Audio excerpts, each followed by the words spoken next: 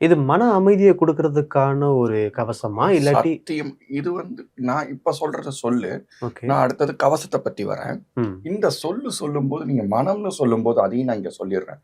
மனம்ங்கிறது ஒரு மிகப்பெரிய ஒரு விஷயத்த தசமகா வித்யால சந்திரனுக்கு ஆதிக்கம் பெற்றவளே என் அம்மா தான். ம். அப்புறம் என்ன? ஓகே. இப்ப நீங்க கேட்ட கேள்வியிலேயே நான் அந்த விஷயத்தையே நான் சொல்லணும்னு எனக்கு தோணாத ஒரு விஷயத்த அம்பாள் உங்க மூலியமா சொல்ல வச்சுட்டாங்க. சந்திரன் அப்படின்னு கொள்ளக்கூடிய ஒரு ஆளுமையே, அதாவது அந்த ஆற்றலையே ம். குடுக்கக்கூடிய ஒரு விஷயம் புவனேஸ்வரி தான். தசமகா வித்யால ஓகே. சந்திரனுக்கு ஆதிக்கமானவள் அவ தான். ம். ஸோ, மனம் நிம்மதிங்கிறது எங்கேருந்து கிடைக்கும்?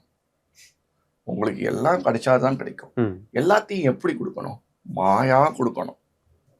மாயமா குடுக்கணும் இல்லையா? லோக மாயத்த செய்றவ யாரு? என் அம்மா. ம். நான் இதுவா சொல்லுவேன். ஓகே. கெத்தா சொல்லுவேன். என் அம்மா.